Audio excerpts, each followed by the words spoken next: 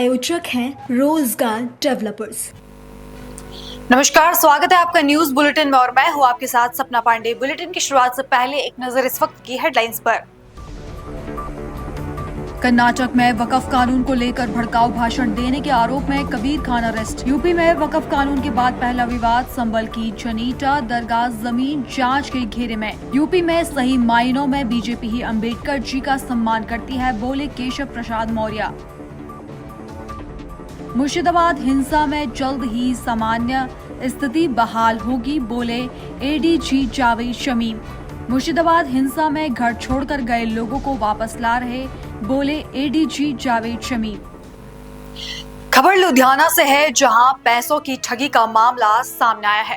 दरअसल लुधियाना के रहने वाले कुछ प्रवासियों को उनके साथी ने 2.5 से 3 लाख की चपत लगाकर भाग गया, जिसमें उन्होंने बताया कि जब भी हमारे रिश्तेदार उनसे पैसे मांगने जाते थे तो दिनेश और उसका भाई उनसे झगड़ा करता था और धमकी देता था। उन्होंने पंजाब सरकार से कार्रवाई करने की मांग की है और धोखाधड़ी का मामला दर्ज करने की अपील की।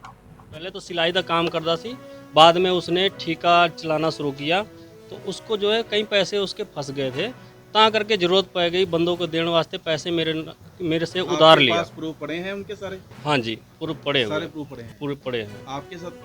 बहन जी, आप क्या जो बंदा गया है लेके, वो आपको पता है अभी ऐसे फ्रॉड हो गया?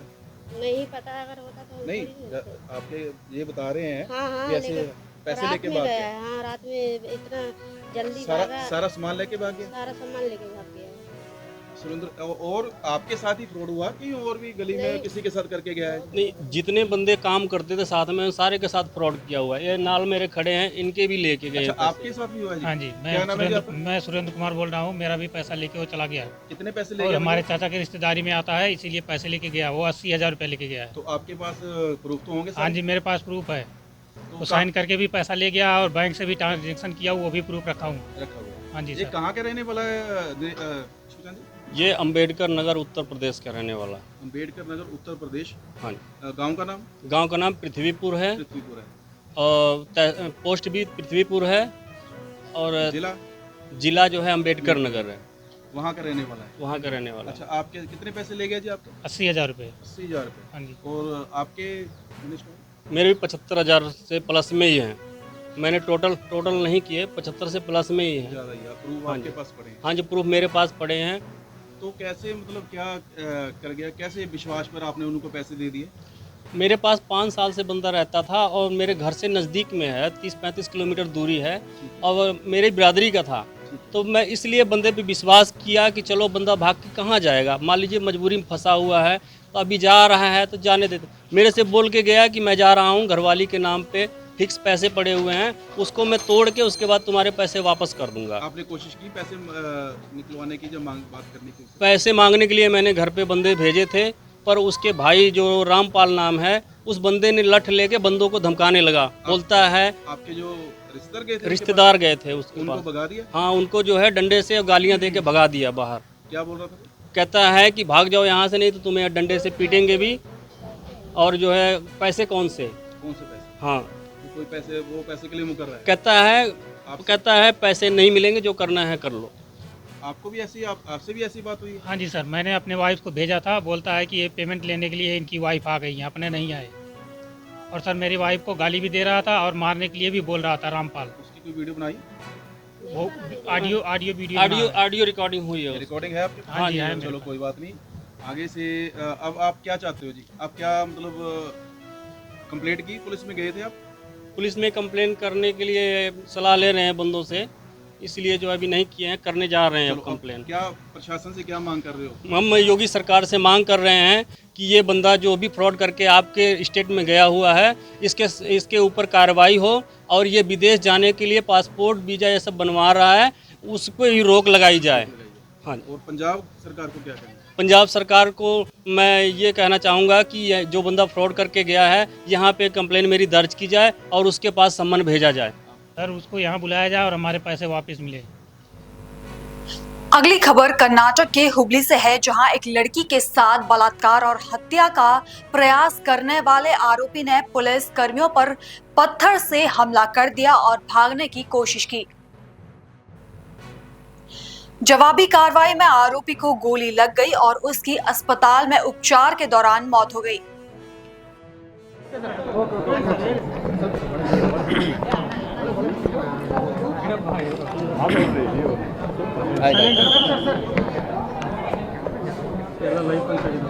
ಈ ದಿನ ಬೆಳಗ್ಗೆ 10:45 ಸಮಯದಲ್ಲಿ ನಮ್ಮ ಹುಬ್ಬಳ್ಳಿ ಧಾರವಾಡ ನಗರ ಕಮಿಷನರೇಟ್ ವ್ಯಾಪ್ತಿಯ ಅಶೋಕ್ ನಗರ ಪೊಲೀಸ್ ಠಾಣಾ ಸರಹದ್ದಿನಲ್ಲಿರುವಂತಹ ವಿಜಯನಗರ ಅನ್ನುವಂಥ ಒಂದು ಏರಿಯಾದಲ್ಲಿ 5 ವರ್ಷ ವಯಸ್ಸಿನ ಒಂದು ಮಗುವನ್ನು ಯಾರೋ ಎತ್ಕೊಂಡು ಹೋಗಿದ್ದಾರೆ ಅಂತಂದು ಅಲ್ಲಿ ಸ್ಥಳೀಯವಾಗಿ ಭಾಳಷ್ಟು ಗೊಂದಲ ಕ್ರಿಯೇಟ್ ಆಗಿತ್ತು, ಆತಂಕ ಕ್ರಿಯೇಟ್ ಆಗಿತ್ತು. ಮಗು ಮಿಸ್ಸಿಂಗ್ ಆಗಿದೆ ಅಂತ ಹುಡುಕಾಡುವಂಥ ಸಂದರ್ಭದಲ್ಲಿ ಆ ಮಗು ಎಲ್ಲಿಂದ ಮಿಸ್ ಆಗಿತ್ತೋ ಆ ಒಂದು ಜಾಗದ ಆಪೋಸಿಟ್ ಇರುವಂಥ ಶೆಡ್ಡಲ್ಲಿ ಆ ಮಗುವಿನ ದೇಹ ಸಿಕ್ಕಿದೆ. ಇಮಿಡಿಯೇಟಾಗಿ ಅಲ್ಲಿಂದ ಮಗುವನ್ನು ಆಸ್ಪತ್ರೆಗೆ ಶಿಫ್ಟ್ ಮಾಡಲಾಗಿ ಆ ಮಗು ಮೃತ ಹೊಂದಿದೆ ಅಂತಂದು ಹೇಳಿದ್ದಾರೆ KMC ಹಾಸ್ಪಿಟ್ಲಲ್ಲಿ. ಅದಾದ ನಂತರ ಅಲ್ಲಿ ನಮಗೆ ಸಿಕ್ಕಂಥ CCTV ಫುಟೇಜು ಮತ್ತು ಅಲ್ಲಿ ಸ್ಥಳೀಯರ ಒಂದು ಲೀಡ್ಸ್ ಮೇಲೆ ಆರೋಪಿಯನ್ನು ವಶಕ್ಕೆ ಪಡೆಯಲಾಗಿತ್ತು. ಆರೋಪಿಯನ್ನು ವಶಕ್ಕೆ ಪಡೆದು ನಿರಂತರ ಒಂದು 3-4 ಗಂಟೆಗಳ ಕಾಲ ವಿಚಾರಣೆ ಮಾಡಿದಾಗ್ಯೂ ಕೂಡ ಆತ ಕೆಲವು ಡೀಟೇಲ್ಸ್ ಹೇಳಿದ್ದಾನೆ. ಮತ್ತು ಅದು ಕನ್ಫರ್ಮೇಟರಿಯಾಗಿ ನಮಗೆ ಎಸ್ಟಾಬ್ಲಿಷ್ ಮಾಡಲಿಕ್ಕೆ ಬೇರೆ ಯಾವುದೇ ಒಂದು ದಾಖಲೆಗಳು ಆ ವ್ಯಕ್ತಿಯ ಐಡೆಂಟಿಟಿಯನ್ನು, ಆತ ಕೃತ್ಯವನ್ನು ಎಸಗಿರುವಂಥದ್ದು ಪತ್ತೆಯಾಗಿದೆ ಮತ್ತು CCTVಲಿ ಸಿಕ್ಕಿದೆ, ಭಾಳ ಸ್ಪಷ್ಟವಾಗಿ ಸಿಕ್ಕಿದೆ. ಆ ವ್ಯಕ್ತಿಯ ಐಡೆಂಟಿಟಿ ಯಾರು ಅನ್ನುವಂಥದ್ದನ್ನು ಪತ್ತೆ ಮಾಡುವಂಥ ಸಂದರ್ಭದಲ್ಲಿ ಆತ ತನ್ನ ಹೆಸರು ಮತ್ತು ಯಾವ ಊರು ಅನ್ನುವಂಥದ್ದನ್ನು ಹೇಳ್ತಾನೆ. ಬಟ್ ಅದಕ್ಕೆ ಕನ್ಫರ್ಮೇಟರಿಯಾಗಿ ಯಾವುದೂ ಪೂರಕವಾದ ವಸ್ತುಗಳು ಸಿಗೋದಿಲ್ಲ. ವಿಚಾರಣೆಯಲ್ಲಿ ಆ ವ್ಯಕ್ತಿ ರಿತೇಶ್ ಕುಮಾರ್ ಅಂತ, ಸುಮಾರು 35 ವರ್ಷ, ಬಿಹಾರ್ ಮೂಲದ ಪಟ್ನಾದಲ್ಲಿರ್ತಾನೆ. ಮತ್ತು ಕಳೆದ ಕೆಲವು ವರ್ಷಗಳಿಂದ ಮನೆಯಿಂದ ಹೊರಗಡೆ ಇದ್ದಾನೆ. ಮತ್ತು ಯಾವ್ಯಾವ ಊರುಗಳಲ್ಲಾಗುತ್ತೋ ಅಲ್ಲಲ್ಲೇ ಕೆಲಸ ಮಾಡಿಕೊಂಡು ಅಲ್ಲೇ ಊಟ ಮಾಡಿಕೊಂಡು ಅಲ್ಲೇ ಮಲಗುವಂಥದ್ದು ಆ ಥರ ಎಲ್ಲ ಮಾಡ್ತಾಯಿದ್ದ. ನಮ್ಮ ಹುಬ್ಬಳ್ಳಿಗೆ ಕೂಡ ಸುಮಾರು ಒಂದು 2-3 ತಿಂಗಳ ಹಿಂದೆ ಬಂದಿದ್ದಾನೆ ಅನ್ನುವಂಥದ್ದು ಅವನು ಮಾಹಿತಿನ ಡಿಸ್ಕ್ಲೋಸ್ ಮಾಡ್ತಾನೆ. ಆಮೇಲೆ ಅವನೆಲ್ಲ ವಾಸ ಮಾಡ್ತಿದ್ದ ಅಂತಂದ ಕೇಳಿದಂಥ ಸಂದರ್ಭದಲ್ಲಿ ತಾರಿಹಾಳ್ ಬ್ರಿಡ್ಜ್ ಹತ್ತಿರದಲ್ಲಿರುವಂಥ ಒಂದು ಅಬಾಂಡನ್ ಹೌಸಲ್ಲಿ ನಾನು ಉಳ್ಕೋತಾ ಇದ್ದೆ ಅನ್ನೋಂಥದ್ದನ್ನು ಹೇಳ್ತಾನೆ. ಆ ಒಂದು ಮಾಹಿತಿಯ ಮೇರೆಗೆ ಆ ವ್ಯಕ್ತಿಯದು ಆಧಾರ್ ಕಾರ್ಡ್ ಆಗಲಿ ಅಥವಾ ಒಂದು ಬೇರೆ ಏನಾದರೂ ಐಡೆಂಟಿಟಿ ಅಥವಾ ಅವನು ಯಾರ ಜೊತೆ ಇದ್ದಾನೆ, ಅವನು ಬ್ಯಾಕ್ ಹೋಮ್ ಯಾರ್ಯಾರ ಜೊತೆ ಇರ್ತಾನೆ, ಅದನ್ನು ಎಸ್ಟಾಬ್ಲಿಷ್ ಮಾಡಲಿಕ್ಕೆ ಅಂತ ಅಲ್ಲಿಗೆ ಸ್ಥಳಕ್ಕೆ ಕರ್ಕೊಂಡು ಹೋದಂಥ ಸಂದರ್ಭದಲ್ಲಿ ಏಕಾಏಕಿ ಆ ಸ್ಥಳದಲ್ಲಿ ನಮ್ಮ ಪೊಲೀಸ್ ವಾಹನದ ಮೇಲೆ ಕಲ್ಲನ್ನು ತೂರಿ ನಮ್ಮ ಸಿಬ್ಬಂದಿಗಳು ಅಧಿಕಾರಿಗಳ ಮೇಲೆ ಹಲ್ಲೆ ಮಾಡಿ ಓಡೋಗ್ಲಿಕ್ಕೆ ಪ್ರಯತ್ನ ಮಾಡಿದಂಥ ಸಂದರ್ಭದಲ್ಲಿ ಅಲ್ಲಿ ಸ್ಥಳದಲ್ಲಿದ್ದಂಥ ನಮ್ಮ ಮಹಿಳಾ ಪೊಲೀಸ್ ಅಧಿಕಾರಿ PSI ಅನ್ನಪೂರ್ಣ ಅನ್ನುವಂಥವರು ಏರ್ ಫೈರ್ ಮಾಡಿ ಅವನ್ನ ಓಡೋದನ್ನು ರುಕೋ ಮತ್ಬಾಗೋ ಅಂತಂದು ಹೇಳ್ತಾರೆ. ಅಷ್ಟಾದರೂ ಅವನು ಓಡೋದು ಮುಂದುವರಿಸಿದ್ದು ಮತ್ತು ಅವ್ರ ಕೈಗೆ ಸಿಕ್ಕಿದ ಕಲ್ಲುಗಳನ್ನ ತೊಗೊಂಡು ತೂರ್ಲಿಕ್ಕೆ ಪ್ರಾರಂಭ ಮಾಡಿದಂಥ ಸಂದರ್ಭದಲ್ಲಿ ಆಕೆ ಏರ್ ಫೈರ್ ಮಾಡಿದ್ದಾಳೆ. ಏರ್ ಫೈರ್ಗೂ ನಿಲ್ಲದೇ ಇದ್ದಾಗ ಆ ವ್ಯಕ್ತಿ ಮೇಲೆ 2-3 ರೌಂಡ್ ಫೈರ್ ಮಾಡಿದಂಥ ಸಂದರ್ಭದಲ್ಲಿ ಒಂದು ಕಾಲಿನ ಭಾಗಕ್ಕೆ ಬಿದ್ದಿದೆ, ಇನ್ನೊಂದು ಆತನ ಬೆನ್ನಿಗೆ ಬಿದ್ದಿರುವಂಥದ್ದು ಕಂಡು ಬಂದಿದೆ. ಇಮಿಡಿಯೇಟಾಗಿ ಅವನು ಅಲ್ಲಿ ಕುಸಿದು ಬಿದ್ದ ತಕ್ಷಣ ಅವನ್ನ ಜೀವ ಉಳಿಸ್ಲಿಕ್ಕೆ KMC ಆಸ್ಪತ್ರೆಗೆ ಶಿಫ್ಟ್ ಮಾಡಿದ್ದಾರೆ. ಶಿಫ್ಟ್ ಮಾಡಿದಂಥ ಸಂದರ್ಭದಲ್ಲಿ ಅಲ್ಲಿ ಆ ವ್ಯಕ್ತಿ ಯಾರು ಆರೋಪಿ ಇದ್ದ ರಿತೇಶ್ ಕುಮಾರ್ ಅನ್ನೋಂಥದ್ದು ಡೆತ್ ಆಗಿದೆ ಅಂತಂದು KMC ವೈದ್ಯರು ಹೇಳಿದ್ದಾರೆ. ಈ ಒಂದು ಘಟನೆಯಲ್ಲಿ PSI ಅನ್ನಪೂರ್ಣ, ಅದೇ ರೀತಿ ನಮ್ಮ 2 ಸಿಬ್ಬಂದಿಗಳು ಯಶವಂತ್ ಮತ್ತು ವೀರೇಶ್ ಅನ್ನೋಂಥ 2 ಸಿಬ್ಬಂದಿಗಳಿಗೂ ಕೂಡ ಪೆಟ್ಟುಗಳಾಗಿದೆ. ಬಟ್ ಅವರು ಔಟ್ ಆಫ್ ಡೇಂಜರ್ ಇದ್ದಾರೆ. ಈಗಾಗಲೇ ಬೆಳಗ್ಗೆ ಒಂದು ಕೊಲೆ ಪ್ರಕರಣವನ್ನು ಮಗು ಏನು 5 ವರ್ಷದ್ದು ತೀರ್ಕೊಂಡಿತ್ತು ಆ ಕೊಲೆ ಪ್ರಕರಣವನ್ನು ಕೂಡ ತೊಗೊಂಡಿದ್ದೀವಿ. 2 ಪ್ರಕರಣಗಳು ಅಂದರೆ ಬೆಳಗಿನ ಕೊಲೆ ಪ್ರಕರಣ ಮತ್ತು ಇವತ್ತು ಸಂಜೆ ಸುಮಾರು 6:30 ಸಮಯದಲ್ಲಿ ನಡೆದಂತಹ ಪೊಲೀಸರ ಮೇಲಿನ ಹಲ್ಲೆ ಮತ್ತು ಕೊಲೆ ಪ್ರಯತ್ನದ ಪ್ರಕರಣ ಕೂಡ ದಾಖಲು ಮಾಡಿಕೊಂಡು ನಾವು ಮುಂದಿನ ಅಗತ್ಯ ತನಿಖಾ ಕ್ರಮವನ್ನು ಕೈಗೊಳ್ಳಲಾಗುತ್ತೆ.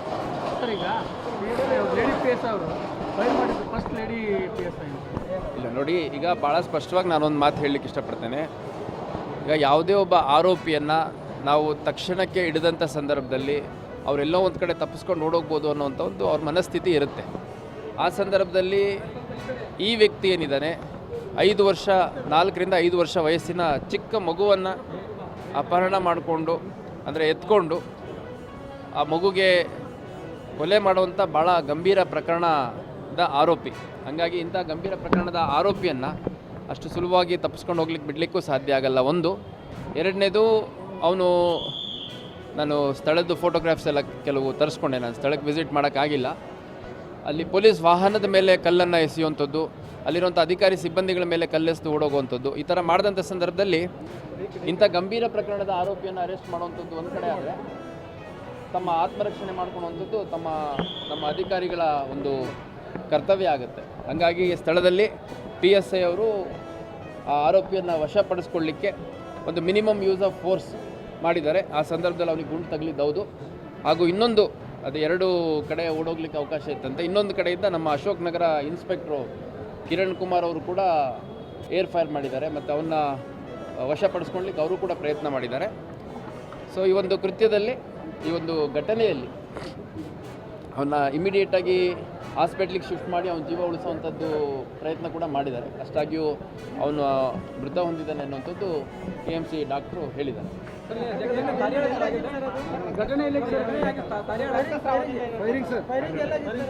ತಾರಿಯಾಳ ಅಂಡರ್ಪಾಸ್ ಹತ್ರ, ನಮ್ಮ ಹುಬ್ಬಳ್ಳಿ ಹೊರವಲಯದ ಹೈವೇ ಹತ್ರ, ಅದು ಸ್ವಲ್ಪ ಔಟ್ಸ್ಕರ್ಟ್ಸ್ ಏರಿಯಾ ಇದೆ, ತಮಗೆಲ್ಲ ಗೊತ್ತಿದೆ. ಅಲ್ಲಿ ಸಾಕಷ್ಟು ಅಬಾಂಡನ್ಡ್ ಹೌಸಸ್ ಇದ್ದಾವೆ ಮತ್ತು ಪಾಳ್ಬಿದ್ದಿರೋ ಮನೆಗಳು ಆ ಥರ ಎಲ್ಲ ಇದೆ. ಈ ಹಿಂದೆ ಕೂಡ ಆ ಭಾಗದಲ್ಲಿ ಒಂದೆರಡು ಘಟನೆಗಳಾಗಿದ್ದು ತಮಗೆ ನೆನಪಿರ್ಬೋದು. ಹಂಗಾಗಿ ತಾರಿಯಾಳ ಅಂಡರ್ಪಾಸ್ ಹತ್ರ ಇರುವಂಥ ಒಂದು ಅಬಾಂಡನ್ ಹೌಸ್ ಪ್ರಿಮೈಸಸ್ಸಲ್ಲಿ ಒಂದು ಘಟನೆ ಆಗಿದೆ ಅನ್ನೋಂಥ ತಿಳಿದು ಬಂದಿದೆ.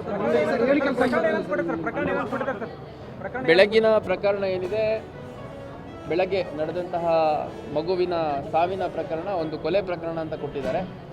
ಅದ್ರ ಜೊತೆಗೆ ಮಗುಗೆ ಆ ಮಗುವನ್ನು ಎತ್ಕೊಳ್ಳುವಂಥ ಸಂದರ್ಭದಲ್ಲಿ ಮುದ್ದುಡುವಂಥದ್ದೆಲ್ಲ ಮಾಡಿದ್ದಾನೆ ಅನ್ನೋಂಥದ್ದು CCTVಲಿ ನಾವು ನೋಡಿದ್ದೀರಿ ಅಂತ ಅದನ್ನು ಕೂಡ ಅಳವಡಿಸ್ಕೊಂಡು, ಸೊ ಒಂದು ಕೊಲೆ ಪ್ರಕರಣ ಮತ್ತು ಆ ಮಗುವಿನ ಜೊತೆ ಅನುಚಿತವಾಗಿ ನಡ್ಕೊಂಡಿರೋದ್ರ ಹಿನ್ನೆಲೆಯಲ್ಲಿ ಪೋಕ್ಸೋ ಪ್ರಕರಣವನ್ನು ಕೂಡ ಅಳವಡಿಸ್ಕೊಂಡು ಬೆಳಗ್ಗೆ ಪ್ರಕರಣ ದಾಖಲು ಮಾಡ್ಕೊಂಡಿದ್ರು. ಇವತ್ತು ಸಂಜೆ ನಡೆದಂಥ ಘಟನೆ ರಿಲೇಟೆಡ್ ಪೊಲೀಸರ ಮೇಲೆ ಹಲ್ಲೆ ಮತ್ತು ಕೊಲೆ ಪ್ರಯತ್ನದ ಪ್ರಕರಣವನ್ನು ದಾಖಲು ಮಾಡ್ಕೊಂಡಿದ್ರು.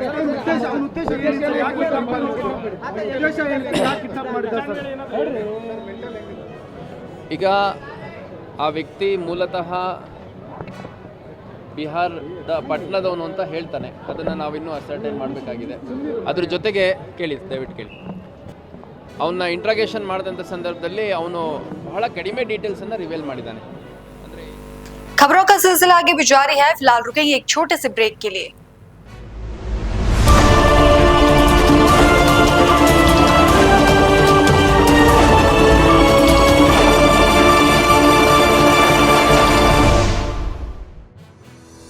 रोजगार डेवलपर्स, a unit of रोजगार डेवलपर्स एंड प्राइवेट लिमिटेड। घर वहीं जहां हो आपका भरोसा। पिछले 15 सालों से आपके सपनों का घर हमारी प्रतिबद्धता। रोजगार डेवलपर्स का पता है शिमला बाईपास रोड, गणेशपुर, देहरादून। रोजगार डेवलपर्स से संपर्क करने के लिए अभी डायल कीजिए 9897054026 पर या 8433207910 पर।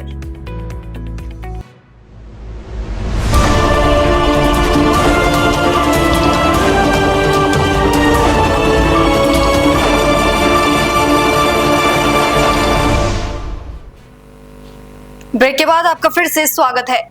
अगली खबर मध्य प्रदेश के दमोह से है, जहां मिशन अस्पताल में फर्जी डॉक्टर के इलाज से 5 हृदय रोगियों की मौत का मामला सामने आया था। वहीं 5 दिन के रिमांड खत्म होने के बाद पुलिस ने आरोपी डॉक्टर नरेंद्र विक्रमादित्य यादव को न्यायालय में पेश किया। इस दौरान आरोपी के अधिवक्ता ने जमानत की मांग की। वहीं पुलिस ने पूछताछ के लिए और समय मांगा, जिस पर 4 दिन की रिमांड बढ़ाई गई। आज जो डॉक्टर जान एम के को कोतवाली दमोह पुलिस द्वारा 5 दिन की पुलिस रिमांड उपरांत प्रस्तुत किया गया। पुलिस की मांग थी कि चूँकि अभी इसमें इंटर स्टेट कई राज्य हैं जहां इसके द्वारा जो है इलाज किया गया है, और इसकी जो डिग्री है कुछ MBBS या इधर की जो आंध्रा की दिख रही है, पुलिस को एक्चुअल जो मार्कशीट में जहां कानपुर गई पुलिस वहां पे पता किया तो इसका नाम नरेंद्र यादव है। इसकी फैमिली से भी बात हो गई है, लेकिन एक्चुअली इसने डॉक्यूमेंट में भी कुछ हेरा फेरी की है। जॉन एम कैम के नाम से कुछ इसके पासपोर्ट भी जो मिले हैं जो भिन्न भिन्न नामों से हैं। इस संबंध में जो है पुलिस को जांच करना है, क्योंकि एरिया थोड़ा सा स्टेट ज़्यादा है और संस्थाएं ज़्यादा हैं। वेरिफिकेशन में समय लग रहा है, क्योंकि फॉरेन कंट्री में भी मेल किया है, वहाँ से भी हमें जानकारी प्राप्त करना है। इस कारण पुलिस द्वारा आज 5 दिन की रिमांड की पुनः मांग की गई पीआर की, किंतु माननीय न्यायालय द्वारा 4 दिन की पीआर जो है दी गई है। और यदि हमें आगे और लगेगा तो अभी हम भी नए कानून बीएनएसएस के अंतर्गत अभी हम 60 दिन तक जो है कंटिन्यू ले सकते हैं पीआर। तो नाम क्या है? मेरा नाम Sanjay Rawat. Doctor John M Kem उर्फ नरेंद्र यादव को 5 दिन पुलिस रिमांड उपरांत जो है माननीय न्यायालय में प्रस्तुत किया गया। पुलिस द्वारा 5 दिन का पुनः पुलिस रिमांड मांगा गया था, जिसमें माननीय न्यायालय द्वारा 4 दिन का पीआर जो है दिया गया है। पुलिस का ये कहना है कि इसमें अभी इन्वेस्टिगेशन थोड़ा सा और ज़्यादा है, क्योंकि इसकी जो एमबीबीएस की डिग्री या जो आंध्र प्रदेश की मिली है और इसका जो घर है वो कानपुर में है, वहाँ की कुछ जो ओरिजिनल इसका नाम नरेंद्र यादव उसके संबंध में और प्लस जॉन एम केम, ये 2 भिन्न नामों से मुख्य नाम नरेंद्र यादव और जॉन एम केम से इसके पास जो कुछ डिग्रियाँ प्राप्त हुई हैं, कुछ प्रयागराज में भी कुछ सीलें प्राप्त हुई हैं, जिसे इसके नौकर द्वारा भी कहीं खुर्द किया गया है। इसलिए आज माननीय न्यायालय को ये सब चीज़ें पुलिस द्वारा अवगत कराई गई और 5 दिन की पुलिस रिमांड की मांग की गई थी कि चूँकि इसमें भिन्न भिन्न राज्यों में इसके द्वारा इलाज किया गया है और इसके पास फर्जी पासपोर्ट भी प्राप्त हुए हैं, जो हमने विदेश से चूँकि बता रहे थे कि वो भी भिन्न भिन्न नामों से है, तो उस संबंध में भी हमें फॉरेन से जो है मेल करके हमें जानकारी प्राप्त करना है। तो इसका जो विवेचना का जो क्षेत्र है वो इतना विस्तृत है कि भिन्न भिन्न राज्यों पर प्लस फॉरेन कंट्री भी इसमें अपन को मतलब पता करना पड़ेगा। तो पुलिस द्वारा 5 दिन की पुलिस रिमांड मांगी गई थी, 4 दिन की माननीय न्यायालय द्वारा प्रदान की गई है और आगे और भी यदि हमें आवश्यकता पड़ेगी, क्योंकि नए कानून बीएनएसएस में 60 दिन का समय है और 60 दिन में हम कई बार पीआर ले सकते हैं जब हमें जरूरत है। इसकी जो विदेशी डिग्री है उसके बारे में क्या?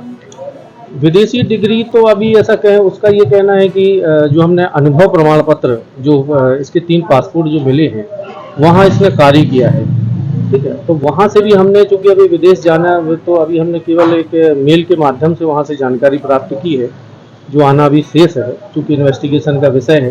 प्लस ऋषिकेश में भी इसका एक पैतृक घर है, तो वहाँ से भी जो है जानकारी प्राप्त करना है और कानपुर से भी और आंध्रा से भी इसकी एक डिग्री है, तो वहाँ से भी हमें सत्यापित कराना है और मेडिकल काउंसिल से भी हमें पूछना है।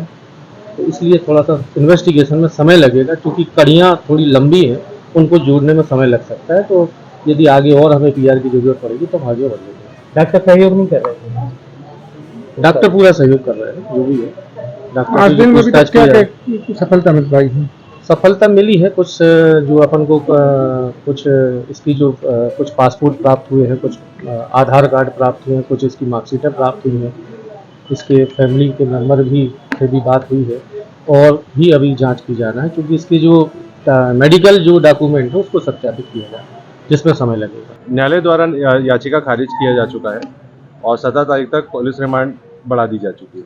क्या कमी दिखलाई दी आपको अपने अंदर के ये जो आप पेश किए आपने, जो न्यायालय ने माना नहीं? पुलिस अधिकारियों द्वारा ये निवेदन किया गया कि जांच की जानी है अभी और, जिसके लिए इनकी पुलिस रिमांड में आवश्यकता है। इसलिए माननीय न्यायालय ने ये ध्यान में रखते हुए कि विवेचक को इसमें परेशानी ना हो, इसी तरीके से निर्णय दिया है। पुलिस का कोई विशेष परमिशन भी है? नहीं, पुलिस ने ऐसी कोई विशेष परमिशन नहीं ली है और अधिक जाँच करने के लिए 17 तारीख तक रिमांड दी गई है। अगला कदम हम सेशन में इसके लिए जमानत आवेदन लगाएंगे। आज जमानत आवेदन लगाया गया है। आज जमानत आवेदन लगाया था, खारिज हो गया। हमने यही पक्ष रखा है कि जो भी दस्तावेज हैं या जो भी साक्ष्य हैं वो दस्तावेजी रूप से हैं। ये डिपार्टमेंट टू डिपार्टमेंट के बीच में इसका वेरिफिकेशन किया जा सकता है, इसलिए इनकी कस्टडी में रहने की कोई आवश्यकता नहीं है। हालांकि इन्हें अरेस्ट किए जाने के बाद इनके खिलाफ एफआईआर रजिस्टर किए जाने के कुछ ही दौरान में इनको अरेस्ट कर लिया गया था, सुबह अरेस्ट किया गया था। इनको अपना पक्ष रखने का कोई समय नहीं दिया गया, इसीलिए इनका अब कस्टडी में रहना ठीक नहीं होगा। या तो इन्हें पुलिस रिमांड से हटाकर जुडिशियल कस्टडी में भेजा जाए। पुलिस ने रिमांड मांगी है क्या अभी? जी हाँ। कितने दिन की रिमांड मांगी थी? पुलिस ने अभी एक और आगे के लिए मांगा है, निर्धारित समय अभी बात नहीं मुझे। इसके बचाव में कोई? नहीं सर, अभी मैं कोई कमेंट नहीं कर पाऊंगा, सब मैटर इन्वेस्टिगेशन में। अगली खबर कर्नाटक के हुबली से है, जहां 5 साल की बच्ची के साथ दुष्कर्म और हत्या की घटना पर जिला प्रभारी मंत्री संतोष लाड ने परिवार को सांत्वना देने के बाद पत्रकारों से बात करते हुए कहा कि यह एक ऐसा मुद्दा है जो पूरे समाज चिंता का विषय है।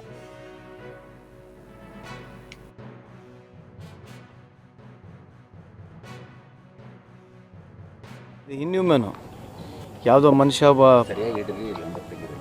ಮನುಷ್ಯನಿಗೆ ಈ ಥರ ಚಿಕ್ಕ ಮಕ್ಕಳನ್ನು ಈ ಥರ ಮಾಡ್ತಕ್ಕಂಥ ಈ ಮನಸ್ಥಿತಿ ಇದು ಇಡೀ ಸಮಾಜಕ್ಕೆ ಒಂದು ತಲೆ ತಗ್ತಕ್ಕಂಥ ಇನ್ಸಿಡೆಂಟ್ ಇದು. ಈಗ ಆಲ್ರೆಡಿ ನಾನು ಇವತ್ತು ಬಂದು ಈಗ ತಾನೇ ಮಗುನ ನೋಡಿದ್ರೆ ನೋಡೋಕ್ಕೂ ಆಗಲ್ಲ ಆ ಪರಿಸ್ಥಿತಿಯಲ್ಲಿ ನಾವು ಇದ್ದೀವಿ. ಸೊ ಪೊಲೀಸರವರು ಆಮೇಲೆ ಸಾರ್ವಜನಿಕರು ಅದನ್ನು ಇಮಿಡಿಯೇಟಾಗಿ ಆರೋಪಿನ ಹಿಡ್ಕೊಂಬಂದು ಸ್ಟೇಷನಿಗೆ ಪ್ರೊಡ್ಯೂಸ್ ಮಾಡಿದ್ದಾರೆ. ಸೊ ಅದಾದ ನಂತರ ಇಲ್ಲಿವರೆಗೆ ಆಗಿರ್ತಕ್ಕಂಥ ಘಟನೆಯಲ್ಲಿ ತಮಗೆ ಮಾಹಿತಿ ಇದೆ. ಸರಿಗೆ ಅವನು ಮಾದಕ ವಸ್ತು ಸೇವನೆ ಮಾಡಿದ್ದಾನೆ ಒಂದು ಆರೋಪ ಇದೆ. ಅಂದರೆ ಒಂದು ರೀತಿಯ ಸೈಕೋ ರೀತಿಯಲ್ಲಿ ವರ್ತನೆ ಮಾಡ್ತಾ ಇದೆ ಅಂತ ಸ್ಥಳೀಯರಿಗೆ ಹೇಳ್ತಾರೆ. ಅಂದರೆ ಈ ಥರದ ಮಾದಕ ವಸ್ತುಗಳು ಸ್ವಲ್ಪ ಜಾಸ್ತಿ ಇರೋ ಕಾರಣಕ್ಕೆ ಅಪರಾಧ ಕೃತ್ಯಗಳು ಸಹ ಹೆಚ್ಚಾಗ್ತದೆ. ಯಾಕೆ ನಾನು ಡಿನೇ ಮಾಡಲ್ಲ, ಬಟ್ ಅದನ್ನು ಅವ್ನು ಯೂಸ್ ಮಾಡಿದನ್ನೆಲ್ಲ ನಮಗೆ ಗೊತ್ತಿಲ್ಲ. ಈಗ ನಮಗೆ ಪೋಸ್ಟ್ಮಾರ್ಟಮ್ ರಿಪೋರ್ಟ್ನಲ್ಲಿ ಬರುತ್ತೆ. ಬಟ್ ಈ ವ್ಯವಸ್ಥೆಗಳಲ್ಲಿ ಇವತ್ತಿದ್ದಾವೆ ಆ ಥರ ಮಾರಕ ವಸ್ತು. ನೀವೇನು ಡ್ರಗ್ ಬಗ್ಗೆ ಮಾತನಾಡ್ತಿದ್ದೀರಿ, ಅವು ಇದ್ದಾವೆ, ಇಲ್ಲ ಅಂತ ಹೇಳ್ತಾ ಇಲ್ಲ. ಬಟ್ ಈ ಇನ್ಸಿಡೆಂಟ್ನಲ್ಲಿ ಆಗಿದೆಯಲ್ಲ ನಾವು ಚೆಕ್ ಮಾಡಿ ಹೇಳಬೇಕು. ಪೋಸ್ಟ್ಮಾರ್ಟಮ್ ರಿಪೋರ್ಟ್ ಬಂದಮೇಲೆ ಗೊತ್ತಾಗುತ್ತೆ whether it consumed or not ಅಂತ ಗೊತ್ತಾಗುತ್ತೆ. ಸರಿ, ಅದೇ ಸರ್ಕಾರದ ಅಲ್ಲ, ಮಾನ್ಯ ಮುಖ್ಯಮಂತ್ರಿಯವರು ನಿನ್ನೆ ತಾನೇ ನಮ್ಮ ಯಾರು ಸಲೀಂ ಅಹಮದ್ರವರು ಇಲ್ಲಿ ಬಂದು ಹೇಳಿದ್ದಾರೆ 10 ಲಕ್ಷ ರೂಪಾಯಿವರೆಗೆ ಸನ್ಮಾನ್ಯ ಮುಖ್ಯಮಂತ್ರಿಯವರು ಸರ್ಕಾರ ಕೊಡ್ತಂತ ಹೇಳಿದ್ದಾರೆ. ಇನ್ನೂ ಹೆಚ್ಚಿನ ಅನುದಾನಕ್ಕೆ ನಾನು ಮಾನ್ಯ ಮುಖ್ಯಮಂತ್ರಿಯವ್ರ ಜೊತೆ ಕೂಡ ಮಾತನಾಡ್ತೀನಿ. ಜಮೀರ್ ಅಹಮದ್ ಖಾನ್ ಅವರು ಕೂಡ ಒಂದು ಮನೆ ಕೊಡ್ತೀವಿ ಅಂತ ಹೇಳಿದ್ದಾರೆ. ಇದೆಲ್ಲರಿಗಿಂತ ಹೆಚ್ಚಾಗಿ ಒಂದು ಸೋಷಿಯಲ್ ರೆಸ್ಪಾನ್ಸಿಬಿಲಿಟಿ ಕೂಡ ಇದೇನೋ ನಾವೇನೋ ಕಾಟಾಚಾರಕ್ಕೆ ನಾವು ತಪ್ಸ್ಕೊಂಡು ಹೋಗ್ಬೇಕಂತ ಹೇಳ್ತಲ್ಲ, ಇದಕ್ಕೊಂದು ಸೋಷಿಯಲ್ ರೆಸ್ಪಾನ್ಸಿಬಿಲಿಟಿ ಕೂಡ ಬೇಕು. ಸೊ ಹಂಗಾಗಿ ಸಾರ್ವಜನಿಕರು ಇಂಥ ಒಂದು ಇನ್ಸಿಡೆಂಟ್ಗಳಾದ ನಂತರ ನಾವು ಕೂಡ ಸ್ವಲ್ಪ ಹೆಚ್ಚು ಮಾಡಬೇಕು. ಆಮೇಲೆ ಎಲ್ಲೆಲ್ಲಿ ಈ ಥರ ರಿಮೋಟ್ ಪ್ಲೇಸಸ್ಗಳಿದ್ದಾವೆ, ಪೊಲೀಸ್ ಇಲಾಖೆಯವರು ಕೂಡ ಹೆಚ್ಚಿನ ಗಮನವನ್ನು ವಹಿಸ್ತೀವಿ. ನಾವು ಇನ್ನು ಮುಂದುಗಡೆ ಕ್ಯಾಮ್ರಾ ಕೂಡ ಇಲ್ಲ, ಕೆಲವು ಜಾಗದಲ್ಲಿ ಇಲ್ದಿರಂತಲ್ಲಿ ಕ್ಯಾಮ್ರಾಗಳನ್ನ ಅಳವಡಿಸ್ತೀವಿ. ಆಮೇಲೆ ನಾವೇನಿಲ್ಲಿ ಸಮರ್ಥನೆ ಮಾಡ್ಕೊಳ್ಳೋಕೆ ನಾನು ಪೊಲೀಸ್ ಡಿಪಾರ್ಟ್ಮೆಂಟ್ಗೆ ಮಾತನಾಡ್ತಾ ಹೋಗ್ತಿಲ್ಲ. ಸುಮಾರು 2,000ಕ್ಕೂ ಹೆಚ್ಚು ಸರ್ಪ್ರೈಸ್ ಈ ಡ್ರಗ್ ಚೆಕ್ಸ್ಗಳನ್ನ ಕೂಡ ಮಾಡಿರ್ತಕ್ಕಂಥದ್ದು ನಮ್ಮ ಹುಬ್ಬಳ್ಳಿ ಧಾರವಾಡನಲ್ಲಿದೆ. ಸೊ ಈ ಇನ್ಸಿಡೆಂಟ್ ಆಗಿರ್ತಕ್ಕಂಥದ್ದು ನಿಜಕ್ಕೂ ಇದು ಇನ್ಹ್ಯೂಮನ್ ಇನ್ಸಿಡೆಂಟು. ಇನ್ಯಾನೋ ಒಬ್ಬ ಮೆಂಟಲಿ ಸಿಕ್ ಇಂಥ ಮಾಡ್ತಕ್ಕಂಥದ್ದು ಸಾಧ್ಯತೆ ಇದೆ ಅಂತ ನನ್ನ ಭಾವನೆ. अगली खबर उत्तर प्रदेश के हापुड़ से है, जहां अंबेडकर प्रतिमा पर हजारों की संख्या में लोग एकत्रित हुए और बड़े हर्षोल्लास के साथ बाबा साहेब की जयंती मनाई, उन्हें माल्या अर्पण कर श्रद्धांजलि दी।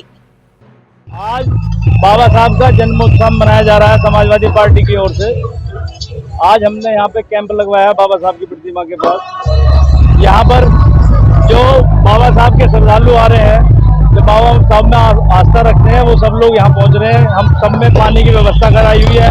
कैंप में पानी की व्यवस्था के साथ कोल्ड ड्रिंक की व्यवस्था है, फूलों की वर्षा करी जा रही है। हमने हलवा बांटने का प्रोग्राम भी रखा हुआ है।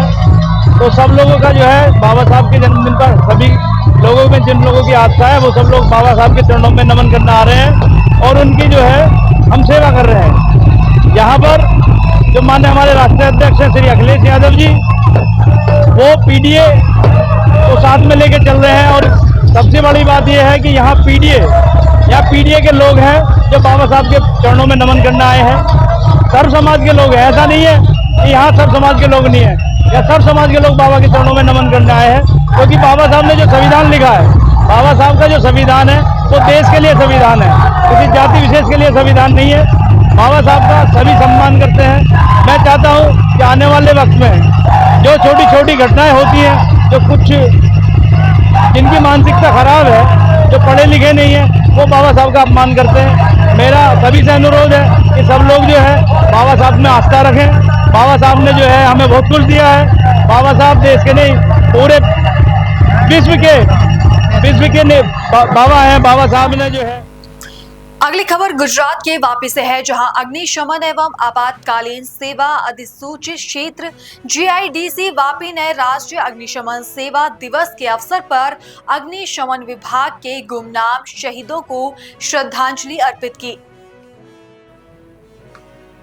हर साल 14 अप्रैल को राष्ट्रीय अग्निशमन सेवा दिवस के अवसर पर भारत भर के प्रत्येक फायर स्टेशन पर फायर ब्रिगेड के गुमनाम शहीदों को श्रद्धांजलि दी जाती है। मैं Bharat Singh Rathore, Durga fire and safety consultancy Ankleshwar. मेरे साथ हमारे वापी नोटिफाइड के fire officer Shri Vatsi Chavda, Shri assistant officer Shri Vipul bhai Parmar और मेरे पूरे फायर स्टाफ के साथ आज का ये जो फायर डे है, इसके निमित्त मैं आप सब न्यूज़ चैनल फोटोग्राफर का सब हृदयपूर्वक अभिनंदन करता हूँ। आज के दिन 1944 में बॉम्बे डॉकयार्ड में SS स्ट्राइकिंग फोर्स करके एक मालवाहक ब्रिटिश मालवाहक जहाज में एक्सप्लोजिव हुआ था, उसमें हमारे 66 जवान शहीद हुए थे। साथ साथ में लोकल पब्लिक 300 जितना कैजुअलिटी हुई थी। तब ये सेंट्रल डिजास्टर के रूप में सेंट्रल गवर्नमेंट ने 14 अप्रैल को फायर डे घोषित किया है। हम सब फायर सर्विस, हमारे जैसी अनेक जो फायर सर्विस है, स्टेट गवर्नमेंट में है, प्राइवेट है, वो सब मिलके हम आज के दिन जो 66 जवान हमारे शहीद, उसको हम श्रद्धांजलि देते हैं। साथ साथ में हम हमारा जो पब्लिक अवेयरनेस के लिए जो हमारी गाड़ी के साइड में हम बोर्ड लगा के क्या क्या करना चाहिए पब्लिक के अवेयरनेस के लिए हम बोर्ड लगाते हैं, रैली निकालते हैं।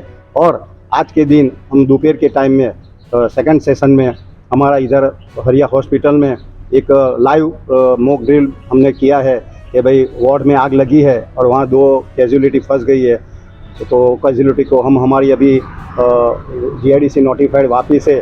और गवर्नमेंट ऑफ गुजरात ने जो हमको एक हाइड्रोलिक प्लेटफॉर्म जो दिया है, उससे हम यूज़ करके आज के दिन वो प्रोग्राम करने वाले हैं। और साथ साथ में हम फिर से मैं आप सबका आभारी हूँ कि आपने यहाँ आके। अगली खबर झारखंड के हजारीबाग से है, जहां जिला कल्याण अनुसूचित जाति छात्रावास परिसर में डॉक्टर भीमराव अंबेडकर की आदकद प्रतिमा का अनावरण किया गया। बाबा साहेब की 134वीं जयंती के अवसर पर यहां रहने वाले विद्यार्थियों और पूर्ववर्ती विद्यार्थियों की चिरलंबित मांग पर सांसद मनीष जायसवाल ने उन्हें यह सौगात दी।